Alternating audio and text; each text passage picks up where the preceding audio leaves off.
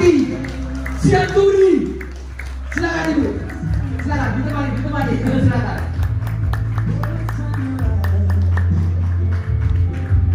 Oke. Ya.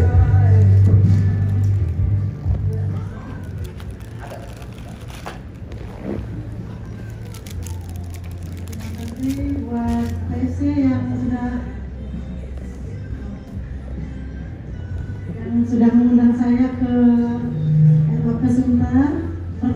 Perkenalkan saya Agusnawati Sianturi yang sempat divonis dokter kanker ovarium dengan diagnosa NOK maligna.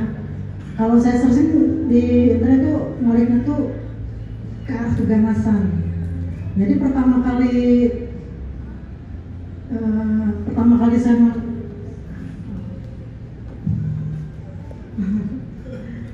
jadi pertama kali itu saya merasakan sakit itu saat dismenore, jadi nyeri haid, dan saya pikir itu karena nyeri haid, tapi sakitnya itu sangat berlebihan ya, seperti bukan nyeri haid pada umumnya. Lalu saya datang ke puskesmas, dari dokter katanya itu kemungkinan usus buntu kalau nggak salah dibilangnya ya. Cuman sakitnya kok luar biasa dok. Ya udah saya kasih obat. Nanti kalau misalkan sakitnya makin berlebih, boleh langsung ke UGD. Saat itu saya sudah sangat merasakan sakit yang luar biasa pada malam harinya. Lalu pagi-pagi saya minta kepada suami untuk diantar ke UGD Rumah Sakit Ridwan yang posisinya di samping Taman Mini. Nah di situ dokter melakukan pemeriksaan ya. Dokternya langsung kaget, kok hasil darahnya tinggi banget leukositnya. Saya diperiksa, langsung dibawa ke ruang dokter kebidanan untuk di USG karena dokter curiga ada miom atau tumor di dalam kandungan. Saat di USG dokter bilang ini ganas nih katanya, harus dioperasi. Jadi saya sudah disiapkan untuk operasi segera saat itu ya. Saya sudah telepon keluarga, yaudah kalau perlu angkat rahim aja, udah keputusan udah seperti itu. Tapi dokter tiba-tiba pending, katanya harus periksa cek CA125. Kalau saya searching di internet itu CA125 untuk pemeriksaan kanker ovarium. Jadi karena dokter bilang fasilitas kurang lengkap, saya dirujuk ke Rumah Sakit Pasar Rebo saat itu. Saat keadaan saya tidak ada perbaikan sama sekali. Di Rumah Sakit Pasar Rebo saya dirawat 4 hari. Juga tidak ada perbaikan juga, malah perut saya makin membesar seperti hamil 7 bulan. Jadi gejalanya tuh kencing juga sakit, buang besar sakit, nggak nyaman lah ya, lemes, keringat dingin, selera makan nggak ada. Jadi dirawat itu benar tidak ada perbaikan sama sekali. Jadi dokter USG juga bilang ini harus dirujuk ke RCM karena kita tidak punya fasilitas yang memadai untuk menangani kasus ibu. Saya bilang kok operasi aja lah dok, kan tinggal operasi aja biar sembuh. Kata dokter nggak bisa, ini harus ke RCM. Lalu saya ke RCM. Di RCM itu saya diperiksa pemeriksaan darah, USG dan CT scan kurang lebih seperti itu untuk kasus ovarium. Saat dokter menyarankan kembali ke rumah sakit itu kalau hasilnya sudah ada. Jadi pada proses berjalannya tindakan itu, Marlin, aku bikin di WA di status kalau aku sedih apalah gitu, maksudnya kayaknya butuh sarapan. Marlina WA saya, Kak kenapa saya kayaknya dokter curiga kanker dari hasil diagnosa kan, tapi tetap harus nunggu hasil CT scan. Nah diam-diam aku nggak, tanpa sepengetahuan aku, Marlina yang mengenalkan saya FC, telepon mertua saya, dan tanpa saya tahu hasilnya seperti apa, tanpa saya tahu apa yang dibicarakan Marlina sama mertua saya, dia bilang, Kak saya mau ke rumah, saya mengantar ini katanya. Hah, siapa yang pesen? Saya nggak pesen. Buat apaan? Dia bilang kan. Saya butuhnya obat, saya butuhnya operasi. Bilang, biar cepat hilang sakitnya. Marina datang ke rumah, dibawa superfood sama sukusi waktu itu kalau nggak salah 5 box. Terus saya sama suami, ini emang bisa nyembuhin kanker apa sih ini gitu kan? Ya karena pada dasarnya karena saya emang udah putus harapan ya, saya udah titip pesan sama suami jaga anak, sama anak-anak juga udah titip pesan. Saya pikir tahun 2023 ini saya nggak bisa ngobrol. Akhirnya dengan modal ya kembali lagi saya berterima kasih kepada mertua saya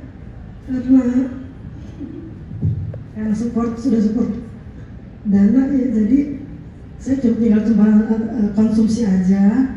Terus suami saya mengingatkan pokoknya harus minum utsukushi 6 sehari, subarasi 2 sehari. Itu saya tetap flat, nggak boleh kendor.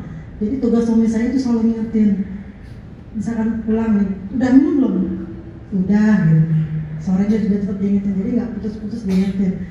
Nah, itu setelah saya konsumsi, kalau nggak salah 3-5 hari itu buang air besar, buang air kecil saya itu udah lancar. Selera makan udah ada, karena sebelumnya yang saya suka cuma kacang hijau sama buah, setelah itu percaya agak enak gitu. Hidup juga gak nyaman karena posisi telentang aja saya kesakitan, apalagi posisi miring nggak bisa, pokoknya nggak bisa banget. Terus setelah konsumsi 10-14 hari, tanpa saya sadari perut saya mengecil. Loh, kok perut saya nggak ada lagi gitu kan? Saya WA Marina saya udah bisa tengkurap loh. Saya itu selama ini nggak pernah tengkurap kan? Boro-boro telentang aja sakit saya bilang. Terus obatnya kan udah habis tuh 5 box. Diam-diam Marina follow up lagi ke mertua saya, di drop lagi 6 paket. Nah, ini buat apa? Saya udah gak punya keluhan lagi kok di drop lagi. Marina cerita, ini kanker kak. Kalau kakak ini flat, kemungkinan kan ini bakal hidup lagi. Kita harus sampai tuntaskan sampai hasilnya bagus, gitu kan? Ya udah mau nggak mau saya udah pasrah, udah minum aja lah. Oh udah ada barangnya kan, tinggal minum aja gitu kan? Yang waktu saya konsumsi 3 hari itu, si Marina sempat bilang, kak jangan kaget nanti ada proses healing. Saya merasakan ada proses healing itu berupa flek darah ya, saya bilang ini flek darah apa gitu. Fleknya seperti flek darah segar tapi yang kayaknya sih darah penyakit gitu ya kayaknya. Saya merasakan itu sih, tapi healingnya tidak mengganggu saya sih, cuman flek 2-3 hari aja dan tidak mengganggu. Nah setelah datang yang 6 paket ini kan saya bilang saya mau check up lagi ke dokter untuk memberitahukan hasil lab USG dan CT scan. Kata Marina, gak usah kak, dimundurin aja, nggak penting katanya. Kakak sekarang ini flat aja minum sampai benar kakak udah enak dan baik. Ya udah saya turutin aja, udahlah 2-3 minggu lagi aja kontrol. Oke kan? Setelah itu saya bilang kayaknya kelamaan nanti takut dokter marah, kok disuruh kontrol nggak kontrol gitu kan. Akhirnya setelah saya konsumsi 2-3 minggu, saya datang, saya bilang ke dokter, dok, ini hasilnya, tapi saya nggak punya keluhan lagi, saya sudah minum ini dok. Kata dokternya mana, saya lihat, saya foto dong katanya. Saya kasih tahu kan, saya bawa saset yang udah saya minum. Terus dari dokter sarannya bukan operasi lagi. Kalau begitu di USG ulang aja sama dicek ulang katanya. Ya udah pas di USG ulang kan saran dokter minum antibiotik. Tapi saat itu antibiotiknya itu sudah habis. Nah karena sudah habis saya nggak minum kan. Tibalah saat untuk USG, dokter USG bilang, Bu antibiotiknya sudah diminum ya? Baru kali ini saya berbohong sama dokter, saya bilang sudah, padahal sih nggak saya minum. Soalnya saya minum sukushi, jadi kata Marina jangan dikonsumsi soalnya itu melemahkan antibiotik NKCR. Saya berbohong, aduh deg-degan juga nanti hasilnya, dia udah berbohong, hasilnya gimana gitu kan. Terus pas di USG dokter lihat, ibu bersih kok nih katanya. Serius dok, jadi hasilnya juga leukositnya ya hasilnya normal semua, leukosit juga normal. Terus setelah itu saya bilang sama Marina, Dek, ini kan udah sembuh, ini saya konsumsi lagi tuh gimana? Terserah kakak, boleh diturunin dosisnya, pelan-pelan aja, yang penting kakak udah sembuh. Gitu kurang lebih.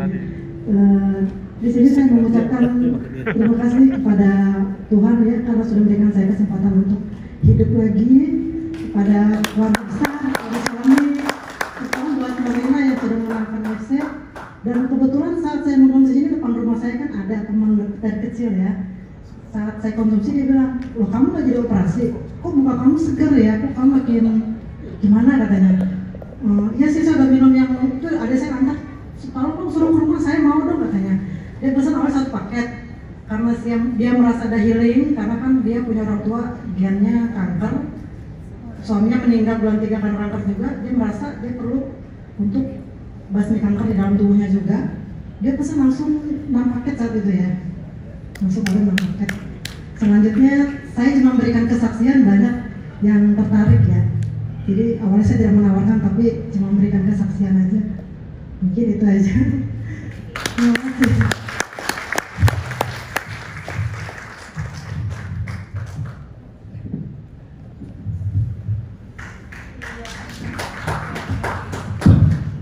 Oke, ya seperti itu Bapak Ibu, saya persingkat sedikit ya. Jadi awalnya itu saya melihat dari status WA-nya beliau, jadi ini masih saudara, jadi mertuanya adalah adik bapak saya seperti itu. Jadi waktu itu ketika saya lihat status, oh kenapa kak penyakit kanker, dan saya tahu mereka memang nggak punya biaya. Jadi kebetulan adik iparnya itu sudah member saya di kampung. Saya telepon beliau, Bang sudah tahu kan manfaat produk AFC, sudah rasakan manfaatnya? Oke, sudah tahu kan manfaat bisnisnya juga? Saya bilang seperti itu sudah. Oke, sekarang tolong bantu, ini kanker. Kita cuma punya waktu 2-3 bulan, ini akan menyamar ke ganas. Jadi tolong pikirkan, itu anak-anak masih kecil. Dan saya ngomong ke mertua kakak ini juga, Inang percaya sama saya, dia pasti membaik. Yang saya meminta tolong adalah tolong support untuk biayanya. Saya janji kalau mereka membaik, saya akan bantu mereka kembalikan uang Inang. Itu yang saya janjikan ke mereka, dan Inang tuh bilang nggak usah kembali juga, asal sehat aja saya sudah bersyukur. Tapi kenyataannya sampai sekarang baru 2 bulan. Prosesnya itu 1,5 bulan ya. Dengan dosis 6 usu 2 sube itu saya benar-benar disiplin, jangan pernah berhenti sampai hasil lab keluar itu semuanya normal. Kalau hasil lab sudah keluar, baru kita turunkan dosisnya. Jangan pikirkan biaya, karena Tuhan pasti cukupkan. Dan memang benar setelah 1 bulan setengah sembuh, yang saya lakukan, saya tepatin janji saya temani mereka selama 2 bulan, hampir 2 bulan ini mereka sudah hampir dapat 30 juta Bapak Ibu. Dan ini yang luar biasa. Dan bukan hanya menyembuhkan, bukan hanya memberikan harapan kesembuhan buat kesehatan beliau, tapi ini AFC juga menjadi sesuatu yang luar biasa untuk mengubah perekonomian mereka. Yang tadinya abang kami hanyalah ojol ya, hanya ojek online seperti itu. Tapi ojek online paling juga cuma 50.000, 100.000 bawa ke rumah. Tapi kemarin 3 hari yang lalu saya sangat bangga gitu ya. Saya sangat bangga, mereka itu ketika kita bantu mereka tuh dapat 5,1 juta gitu ya. Itu luar biasa. Dan kagak kaget. Ini beneran. Ini serius. Saya dapat segini. Iya, serius. Kaget loh kata begitu. Iya kak, kakak dapat segini gitu. Wah, itu sesuatu, itu value yang besar yang saya dapatkan di AFC. Kenapa saya mau bersemangat di AFC? Terima kasih.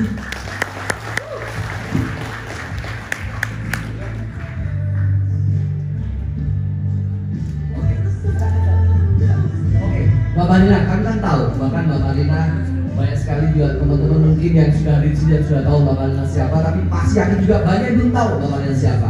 Nah, beliau ini adalah salah satu contoh dari pebisnis KFC yang banyak sekali di awal mengalami kesulitan, tantangan. Tidak semua orang memulai bisnis ini seperti Mbak Marina. Ya, mungkin bisa dilihat slide-nya, Mas Okta, silahkan diputar. Bayangin, di awal perjalanan saya nih Mbak Marina bahkan sampai ngajak putra-putranya untuk ketemu prospek-prospek beliau. Keren banget gitu. Kalau begitu kita ditanya, silakan. Oh ya, silakan. Ya.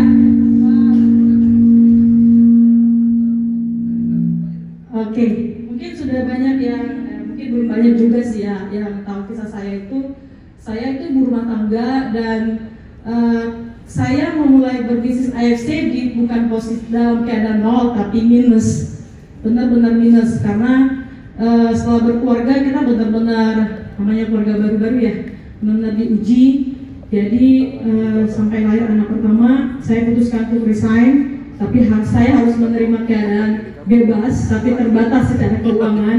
Jadi itu sekitar kehidupan yang sulit itu kita 5 tahun kita alamin, bahkan kita sempat mengalami, apalagi setelah COVID itu mengalami namanya makan gak makan di Bekasi loh Bapak Ibu, di Jakarta. Orang kampung tahunya itu hidup di kota metropolitan itu enak gitu ya, tapi kami ada di posisi itu. Kami rasakan ada Susi di sini, ada Pak Susilo di sana juga. Mereka tahu kondisi saya seperti apa. Dan ya sampai saya itu ada di posisi kalau kenapa pada akhirnya ibu-ibu di luar sana itu memutuskan jalan pintas untuk melanjutkan hidup mereka atau jalan pintas untuk mengakhiri hidup mereka. Saya ada di posisi itu gitu, dimana saya harus melihat anak-anak saya, mami lapar, mami mau minta somai, mami mau jajan ini, tapi saya nggak bisa berikan gitu kan, karena suami bekerja tapi gaji WK dan kita juga punya hutang sebelumnya. Jadi pulang-pulang ke rumah itu cuma bawa 1.500.000 untuk makan 4 orang selama 1 bulan. Dan bagaimana cara untuk menutup itu semua? Itu bukan hidup namanya, tapi terpaksa hidup Bapak Ibu. Dan itu saya alami sampai saya itu sering berdoa gitu ya, Tuhan tolong buka jalan, saya mau bangkit.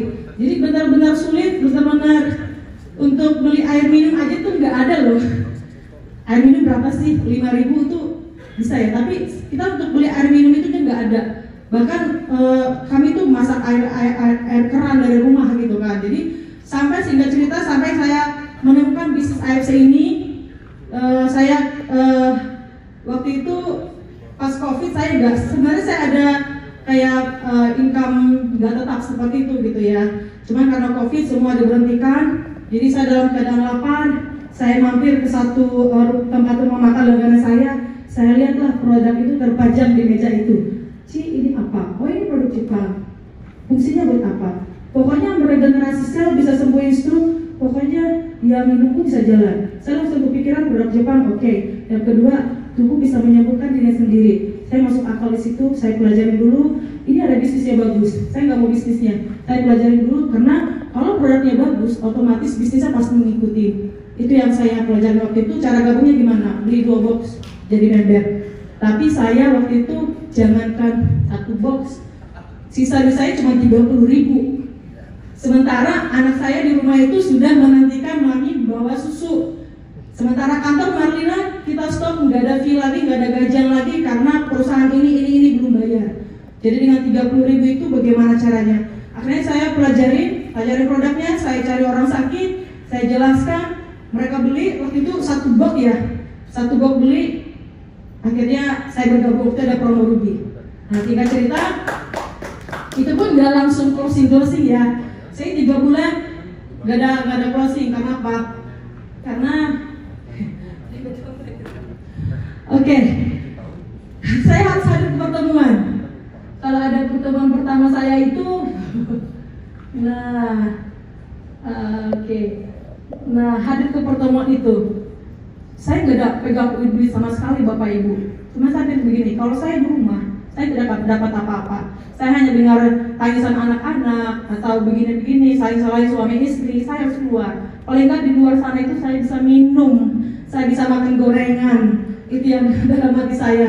Dan itu sering kali terjadi. Kalau ada foto pertama saya dengan Pak Dabo Busido kita, Pak Budi Darwin, ya kan? Kalau ada kemarin pertemuan di Tangerang kalau nggak salah waktu itu ya.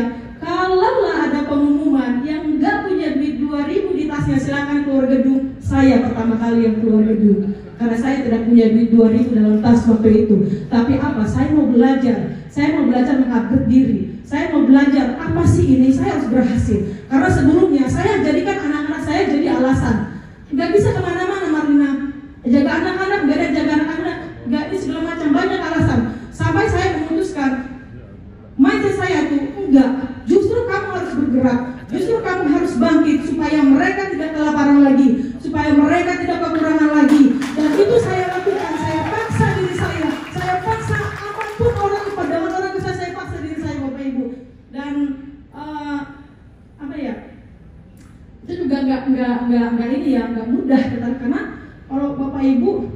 kalau punya duit 50.000 mungkin secangkir kopi minum di Starbucks selesai ya. Tapi buat kami waktu itu duit 50.000 itu bisa beli beras 1 liter, bisa beli telur, bisa beli minyak, bisa beli gas, kita makan untuk 2 hari. Jadi Bapak Ibu, apa yang mau saya sampaikan? Saya nggak tahu harus memulai dari mana, tapi saya adalah orang yang saya kira hidup saya itu, cerita hidup saya itu sudah berakhir. Saya hanya bisa berdoa kepada Tuhan. Tuhan, saya nggak tahu seperti apa sekarang ini. Saya benar-benar di posisi paling bawah, terdalam dalam kehidupan saya. Tapi saya tetap tanamkan dalam hati. Tapi saya tetap berharap Tuhan, suatu saat Engkau akan angkat saya. Makanya waktu Pak Ernest itu, saya lihat Zoom Pak Ernest itu ada kayak penglihatan, Bu Helen ada penglihatan, ada bintang-bintang. Saya nggak ngerti ya teman-teman yang lain semuanya itu. Ada bintang-bintang, katanya harus jadi berkat buat Indonesia. Tapi Bapak Ibu, saya mau sampaikan kepada Pak Ernest Wellen, mungkin salah satu bintang itu adalah saya. Karena itu doa-doa saya. Kalau Tuhan angkat, terima Tuhan.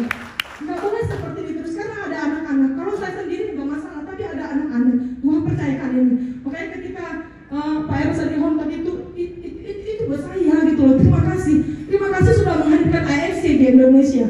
Terima kasih untuk menghadirkan apa ya? Ini hanya satu contoh yang dari saya tangani, Bapak Ibu. Kalau Bapak Ibu tahu, saya itu memang agak lambat. Kenapa saya lambat? Karena itu saya itu cari orang sakit. Ya, saya mencari orang sakit karena passion saya di sana. Tapi ada yang Bu Eni, ada Bu Medina yang gagal ginjal membaik, dan banyak yang lainnya. Saya hanya mau sampaikan kepada Bapak Ibu semua. Oke, saya yang memulai dari minus karena saya nggak punya orang tua. Emang Batak luar biasa. Dengan keadaan yang seperti itu bisa gitu loh. Karena sebenarnya banyak hal yang ingin saya ceritakan, cuman waktu panjang, masih banyak teman-teman yang di belakang. Saya hanya mau sampaikan apa itu. Oh iya, saya turun ya. Iya, bertujuan selama benar 1,5 tahun. 1,5 tahun saya berjuang, dan berjuang itu jadi gitu loh. Jadi seperti ini, tadi kan saya punya mindset anak adalah alasan saya nggak bisa bergerak. Tetapi ketika saya berubah mindset saya, justru harus saya bergerak supaya anak-anak saya bisa jalan. Kenapa Bapak Ibu? Karena kekuatan pikiran ini luar biasa.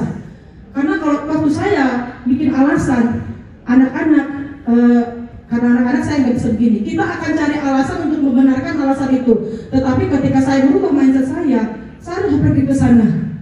Bagaimana caranya? Pikiran kita akan dipaksa bagaimana cara kita untuk bisa sampai di sana. Akhirnya apa? Saya bawa anak-anak, kita naik kereta, kita bayangkan Bapak Ibu naik kereta itu, anak saya waktu itu masih 1,5 tahun, yang paling kecil, jadi lumayan gemuk ya.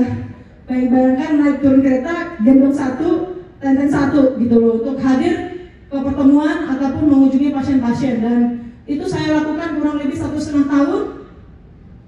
Perjalanan saya juga nggak mulus. Dalam 1 tahun juga nggak serta-merta mendapatkan bonus konnichiwa, enggak. Saya masih meraba-raba. Sampai saya pernah, nanti saya sampaikan tuh kenapa harus di AFC ya. Jadi kembali lagi, siapa founder kita? Oke. Jadi waktu itu kami berada di posisi nggak makan. Jadi waktu itu ada Pak Ernest pimpin doa, supaya kita berdoa untuk COVID segala macam seperti itu. Singkat cerita, akhirnya waktu itu mungkin Bapak Ibu berdoa untuk bagaimana supaya dapat konnichiwa. Tapi saya itu berdoanya, Tuhan di malam ini kita nggak ada makanan di meja. Tuhan jam 7 malam nggak ada, anak-anak belum makan. Tapi saya itu doa dengan Pak Ernest, Tuhan nyatakan mujizat malam ini. Saya amin. Tahu-tahu saya dapat SMS itu, dapat WA transfer Marlina buat Marlina dan anak-anak. Seperti itu, dan itu luar biasa. Oke. Wah, luar biasa sekali. Ya, oke. Mbak Marlina, terima kasih sharingnya. Dan ini sangat menginspirasi banyak orang. Tentu saja banyak teman